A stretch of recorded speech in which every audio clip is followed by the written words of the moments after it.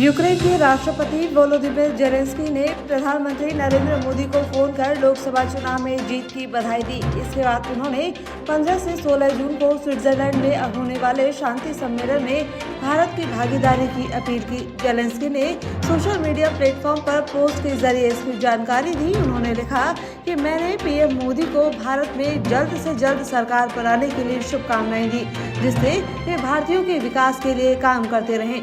हमने global piece summit पर भी बात की। मुझे उम्मीद है कि भारत इसमें जरूर शामिल होगा।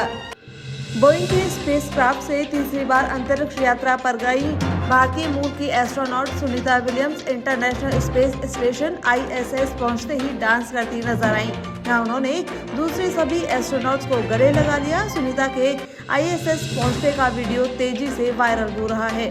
इसमें उनके स्पेस स्टेशन पहुंचने पर एक घंटी बजती सुनाई देती है। दरअसल ये ISS की परंपरा है कि जब भी वहां कोई नया अंतरिक्ष यात्री पहुंचता है तो बाकी एस्ट्रोनॉट्स घंटी बजाकर उसका स्वागत करते हैं। सुनीता विलियम्स ने ISS के सदस्यों को अपना दूसरा परिवार बताया। लोकसभा चुनाव में कांग्रेस नेता राहुल गांधी ने रायबरेली और वायनाड दोनों सीटों से जीत हासिल की थी। अब लगभग तय हो गया है कि राहुल गांधी अपनी मां सोनिया गांधी की सीट रायबरेली अपने पास रखेंगे और वायनाड सीट छोड़ सकते हैं। कांग्रेस की पहली बैठक और परिवार के साथ रायशुमारी के बाद उन्होंने ये फैसला लिया है। लोकसभा चुनाव के लिए इंडिया गठबंधन के तहत कांग्रेस के साथ आई आम आदमी पार्टी अगले साल होने वाले दिल्ली विधानसभा चुनाव में अकेले ही चुनाव लड़ेगी। पार्टी के दिल्ली संयोजक गोपाल राय ने ऐलान किया कि कांग्रेस के साथ गठबंधन सिर्फ लोकसभा चुनाव के लिए था। विधानसभा चुनाव में हम अकेले मैदान में उतरेंगे। CM हाउस पर पार्टी के दिल्ली के सभी विधायकों और नेताओं की बैठक बुलाई गई। इसमें लोकसभा चुनाव के नतीजों की समीक्षा की गई। इसके बाद राय ने मीडिया से बातचीत के दौरान कहा कि यह पहले दिन से स्पष्ट है कि इंडिया गठबंधन लोकसभा चुनाव के लिए था। दोनों पार्टियों ने पूरी ईमानदारी के साथ मिलकर चुनाव लड़ा, लेकिन विधानसभा के लिए देश भर में कोई गठबंधन अभी नहीं है। लोक जनशक्ति पार्टी रामविलास पासवान की नई दिल्ली में आयोजित बैठक में पार्टी अध्यक्ष चिराग पासवान को संसदीय दल का नेता चुन लिया गया है। इसके बाद एक बयान में चिराग पासवान ने NDA गठबंधन को समर्थन देने को लेकर कहा कि हम सब ने मोदी के नेतृत्व में चुनाव लड़ा। उन्हीं के नेतृत्व में ये सामर्थ्य था कि लगातार तीसरी बार NDA प्रचंड बहुमत के साथ सरकार बनाने जा रहा है।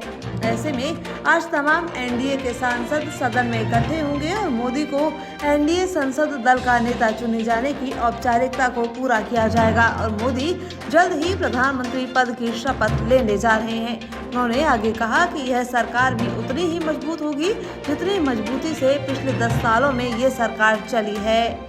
भारतीय रिजर्व बैंक RBI ने लगातार 8वीं बार ब्याज दरों में कोई बदलाव नहीं किया है। RBI ने ब्याज दरों को 6.5% पर जस का तस रखा है, यानी लोन महंगे नहीं होंगे और आपकी EMI भी नहीं बढ़ेगी।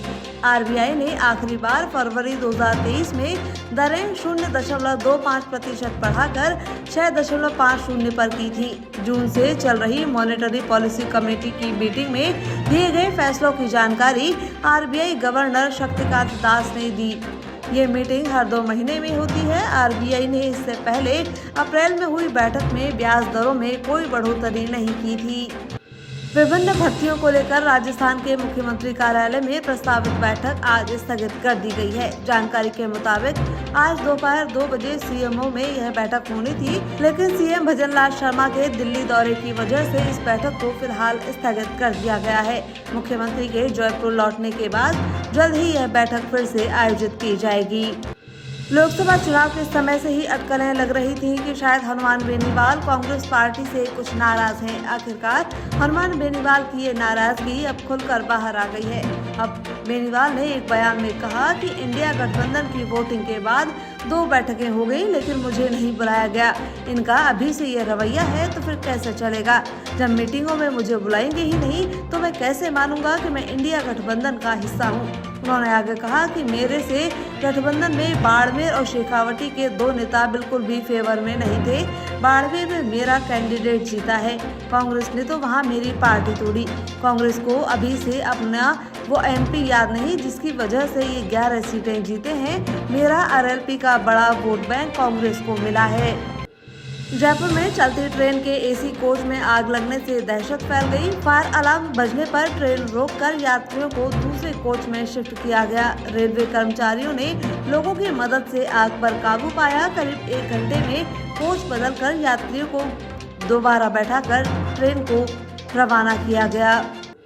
जयपुर डेयरी मिक्स दूध के बाद शहर के उपभोक्ताओं को गाय का दूध सप्लाई करने की तैयारी कर रहा है। इसके लिए डेयरी की ओर से शहर में सर्वे करवाया जा रहा है। सर्वे पूरा होने के बाद जयपुर में शुरुआत में बीकानेर डेयरी से गाय का दूध मंगवाया जाएगा। वहीं अब छाछ भी नए मसाले में मिलेगी। मिक्स दूध के बाद अब उपभोक्ताओं को गाय का दूध भी सरस डेयरी पर सप्लाई किया जाएगा।